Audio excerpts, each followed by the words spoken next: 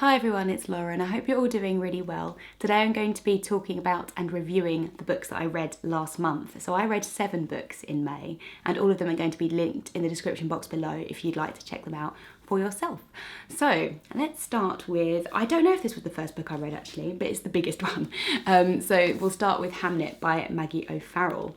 I did really enjoy this book. I expected to love it. I think I expected it to be a new 5-star favourite read. It wasn't quite up there for me, but I still really loved the reading experience of it. And this was my first time reading Maggie O'Farrell as well, so it's a great introduction to her.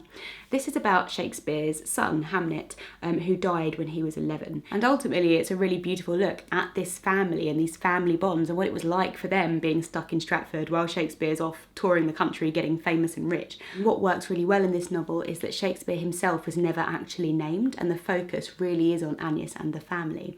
So it jumps between different points in time. We start at the crux of when the children are starting to get ill, which is quite a frantic period. And then we look back at how Shakespeare and Agnes met, Shakespeare's childhood, a bit of Agnes's childhood, and it sort of jumps around. We go into the future a little bit as well. And it's also such an impressive exploration of grief as well. The way the family's grief after Hamlet's death is dealt with, I thought was so hard-hitting. It's quite difficult to read because it really hammers home the dull continuousness of grief, and it feels so heavy and like it's never going to be lifted, and it's not very extreme and emotional, it's just constant. I think what just held this book back from being a 5-star read for me was the way I personally was interacting it, and I don't think everyone would have this problem, but I felt like I was trying to put too much historical fact into the book. When they're all sitting in their house, I was imagining what that house looked like. I was trying to work out where in Stratford they all were at different points. And because it is based on real life people, there are certain aspects in here which I found difficult to suspend my disbelief and accept. So Agnes is quite magical in this book, and she's very good at herbs. Her mother taught her about the forest and she's good at healing people, but also she has this thing where when she touches somebody's hand she can see into their soul or see their future or read their thoughts. And I did think on this afterwards and I thought, actually, even if this had been historical fiction but just not about real life people, I think I would have been able to accept that character trait. But just because it was about someone who did live and breathe, I just thought, oh, but that's not real though. How can that be real? And it kind of ruined my own connection with the characters in the story. However, I don't think everyone would feel that. So I would definitely highly recommend this book. And I'm very much looking forward to reading some more Maggie O'Farrell now. Next I read a book of short stories which was Heads of the Coloured People by Nafissa Thompson Spires, and I saw this book recommended on Mercedes' channel, and it really didn't disappoint. I very much enjoyed this collection. In a way this book does what it says on the tin, in that it is a collection of stories about lots of different coloured people in America, but what I really loved about this is that the author's playing with different styles with each of the stories. They're written very differently, but also the characters within these stories are incredibly distinct and specific, which I really enjoyed. So at the beginning we've got some characters who are on their way to a Comic-Con. They're dressed up in anime characters. There's somebody in there who is an ASMR artist on YouTube. There's a character who fetishizes dating disabled men. It's all so random and plucked out of the air in a way, but it's distinct in the way that people really are distinct, and I think it's very clever to see all of these specific situations pulled through in some very short stories. A couple of the characters appear across different stories multiple times from different perspectives. Sometimes it will be first person, sometimes it will be quite meta, with the author sort of talking about them in third person but very omnisciently. And it's really playful. There's one story which is great in here, which is about 2 young girls at school who are the only black girls in their class, and they have a falling out. And the story is just the letters between the mothers to each other, and they are so over the top and proper and proud and rude to each other, and it gets worse and worse and worse. And it's just, that is very funny. It's very witty, while also dealing with obviously the wider topics of things like shootings, police brutality, racism. It's how these structural issues interact with these very specific lives in these very specific situations, and yeah, I just really enjoyed it. Next, I read the pick for the Feminist Orchestra Book Club for May and June, which was Bringing Down the Duke by Evie Dunmore. I will leave a link to the Goodreads group for the Feminist Orchestra, which is a feminist book group that Jean and I run bi-monthly, so if you're interested in joining, all the details are below.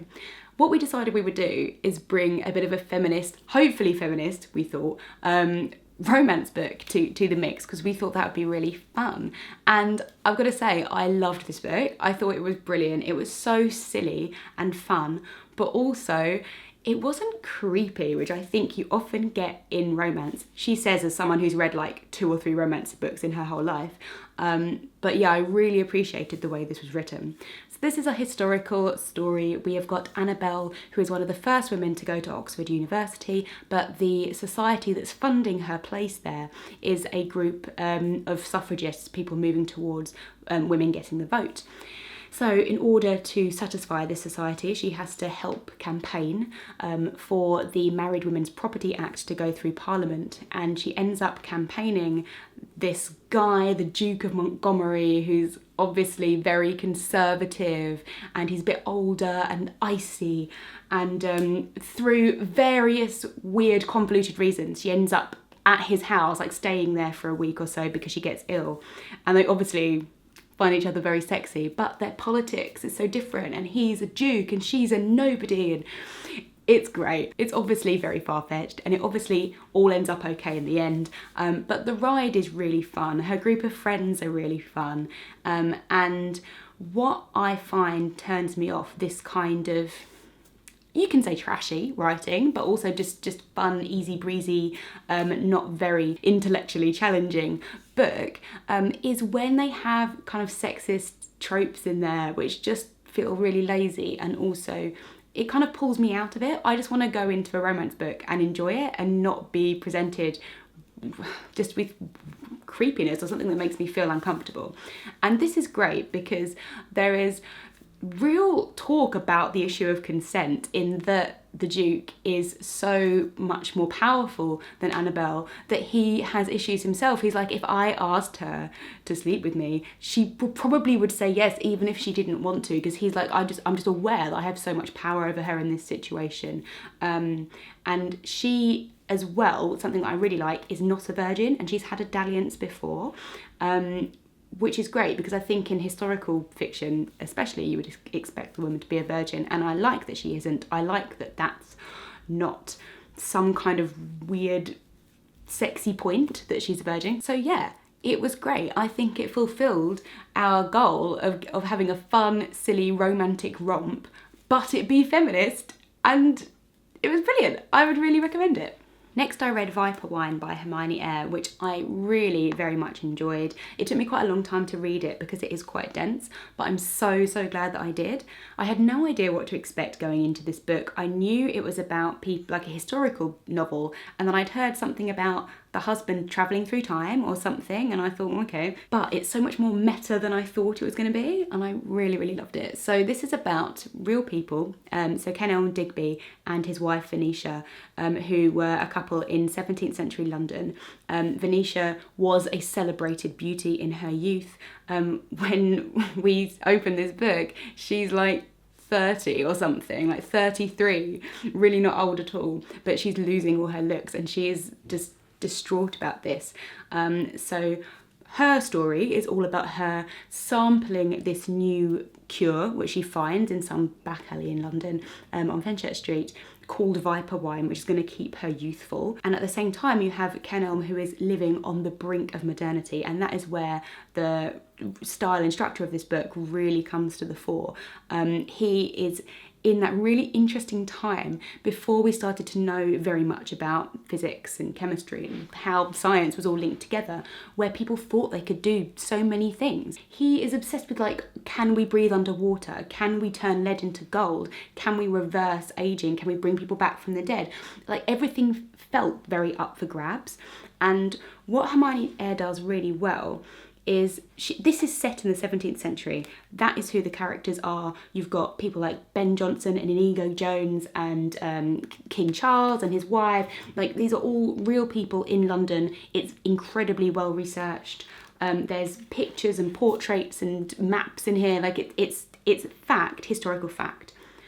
But every now and again, a modern reference is just thrown in there.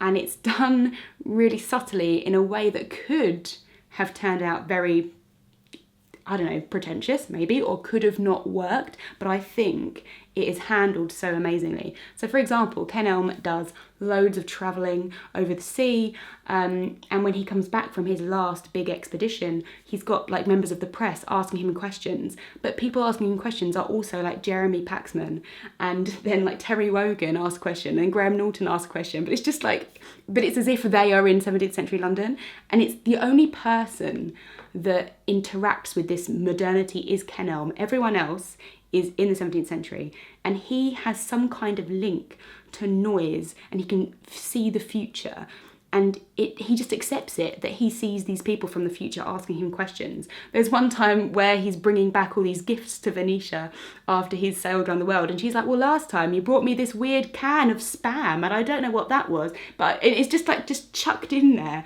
these strange modern references.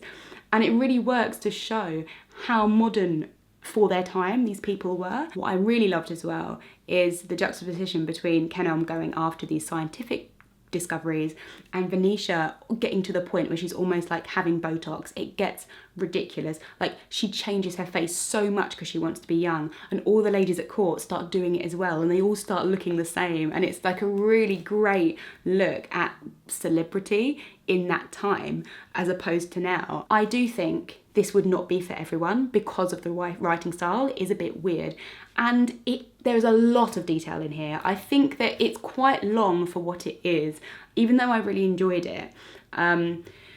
There are points where I felt like, okay, it's getting quite slow now, and this is a great chapter you've got here, very fun, but it doesn't really move the plot along, or, you know, you're bringing these characters in, but I'm not really sure what they're doing. So it probably could have done with a bit of a slim down and a bit of an edit, but I'm really, really pleased that I read it. I was really pleasantly surprised by it. So then, because it took me such a long time to finish Viper Wine, I read a couple of shorties just to get me back into thinking about different things. The first one here is The End We Start From by Megan Hunter. I do not know that this was the right time to read this book, but you know, at the same time, I actually got a lot of comfort from it, and it is so quick. I read this in one sitting. So this is about an apocalypse. Our narrator has just had a baby, and at the same time, a flood of biblical proportions covers London, and suddenly everyone has to leave. And there are disasters. And it's about a year, I think, that you get after this disaster, how everyone's coping and how her baby is growing and how she deals with it. And it's a really, really great look at how humans process tragedy. There's a point when her and her husband are living with her in-laws, and they just put on talent shows all day because they don't want to watch the news. And that's just how people react. And it is, especially with the situation that we're in now, I thought it was quite amazing and astute of her to see how people react in tragedies and how they try and cling to this element of normalcy. What is great about this book is you never really understand what's happened other than there's been a flood, and lots of things go wrong off screen, off camera if you like, which we don't get a lot of detail about, but I think that works really well because it's not really about the detail, it's about how they are surviving it. And I loved just the general idea of this book of beginnings being endings and endings being beginnings. I thought it was brilliantly written, and I thought it was what Weather by Jenny Offill was trying to do, basically. And I think this does it a lot better. So it's lots of snapshots, basically, lots of different thoughts within the chapters, and it is peppered with quotes from like either creation or apocalyptic myths. I'm guessing there was a lot of biblical passages in there which I recognise, and lots of other stories about the creation of the world which I didn't recognise, and they're just inserted in between some of these different vignettes of her life. And I thought that worked really, really well. It is quite experimental, but I think apart from maybe one or two of those quotes which could have been thinned out, I think it is very lean. It feels very purposeful, and it doesn't feel too fleshed out. Everything that's in there, it feels like it needed to be in there. And the other short book that I read was Jacqueline Woodson's Red at the Bone, and this was phenomenally written. I really, really enjoyed it.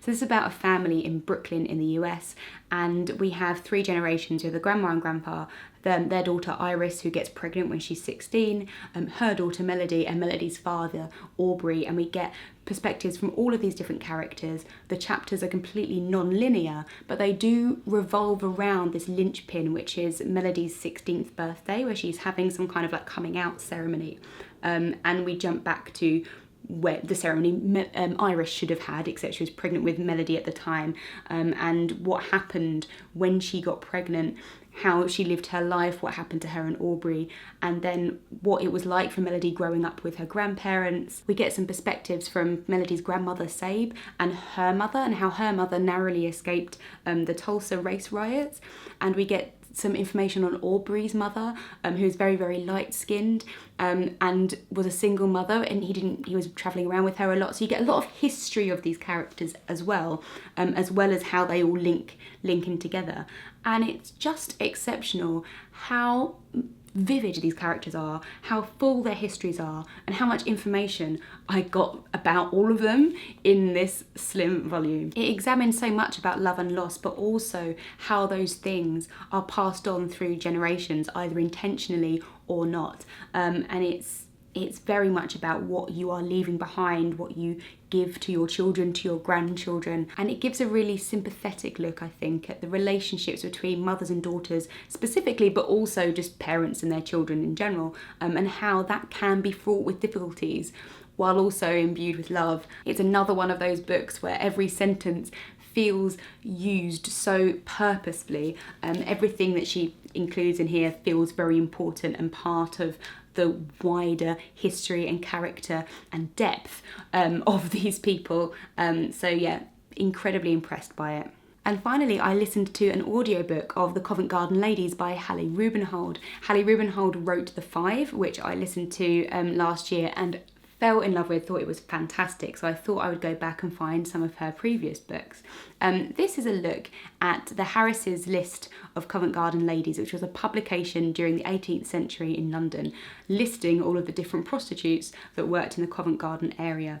And what Hallie Rubenhold does in this book is look at how that publication came into being, who John Harris was, who actually wrote the book, and she also gives some colour to the lives of some of the women who were in the book, particularly Charlotte Hayes, who was born into prostitution. Her mother was a bawd. She was a very celebrated prostitute when she was younger, and then when she was older she became a madam of several brothels. And a few of these characters we follow from beginning to end, but what Hallie Rubenhold does really well is give greater context, some of the other personalities who are around at the time, and she's really great at painting that fuller picture of Georgian London. I don't think I enjoyed this quite as much as The Five, but I think if you enjoy her historical writing, if you have read The Five, I would also recommend this if you're interested in this period of history. One thing that I found a little bit difficult was right in the middle of the book there is a chapter where she reads out lots and lots of listings of these different women from the list, which is great in a way because that's brilliant and I want to know who these women were, and these are the fragments that they've left behind in history. And she reads loads and loads and loads of listings of these different prostitutes, and because I was listening to that, it just felt like a bit of a weird list of these people, and it went on for a really long time, and I was thinking, is this the end of the book? Am I going to go back and see what happened to the rest of these characters? And it felt a bit bizarre that was right in the middle of the book. But I think if I had been reading it in a written copy, that chapter wouldn't have been so jarring because I could have just read it at my own pace. So there was that which kind of turned me off it slightly. But aside from the listening experience, I think the actual content of this book was really brilliant, and I look forward to reading some more history books by her. So that was my May. I would love to hear from you if you've read any of these books. As always, let me know what you've been reading in the last month, and I'll see you in my next video. Bye.